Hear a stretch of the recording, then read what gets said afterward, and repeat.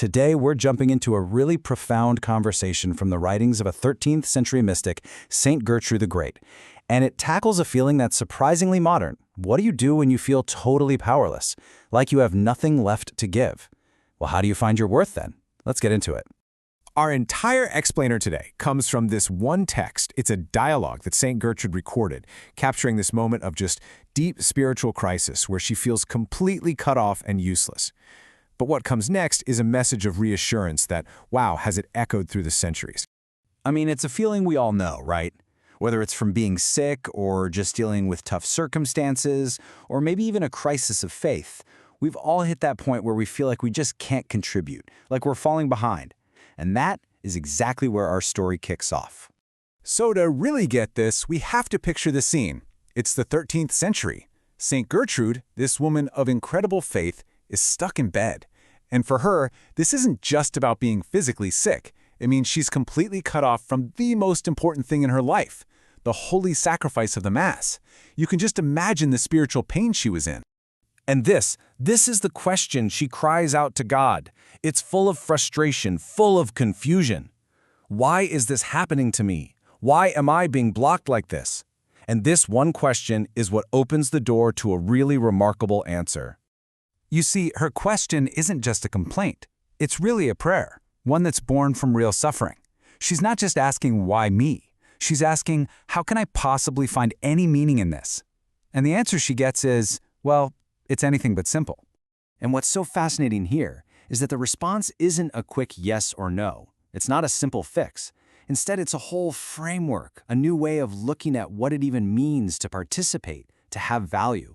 And it's laid out in 4 distinct parts. And here they are. This is the roadmap she's given. It's a 4-step guide that totally redefines what participation is all about, especially when you can't physically show up. So let's break down that first consolation. All right, so the first part of the answer does something interesting. It pulls her focus away from her situation right now, from what she can't do, and points it way back into the past, specifically to the 33 years of Christ's life and work on earth. Now, this is a huge reframing. The message is basically, hey, you can participate right here, right now, by thinking about the work I've already done for you. That act of just meditating on it, that becomes a replacement for the part of the Mass she's missing. So here's the key insight. Participation is suddenly redefined. It's not about doing something physical. It's about where you put your mental and spiritual focus. By just turning her thoughts to that past sacrifice, she is actively, right there in her bed, taking part in it. Okay, so if the first consolation was all about looking at the past, this second one brings her right into the present moment. The focus shifts from what Christ did for her to the spiritual reality that's already inside her. I mean, the language here is just incredible, isn't it? The Lord talks about her spirit having a dowry of divine riches. He calls their connection a spiritual marriage. This has nothing to do with what she does. It's all about what she is because of this union. And this makes the second point so clear. Simply recognizing and feeling joy in this deep spiritual connection. That's her next way to participate. It's an internal state of being that becomes her offering. So let's just pause for a second and see the shift that's happening. We went from remembering his actions in the past to celebrating her spiritual reality in the present. The focus is getting closer and closer to her own value, which is about to be defined in a really surprising way.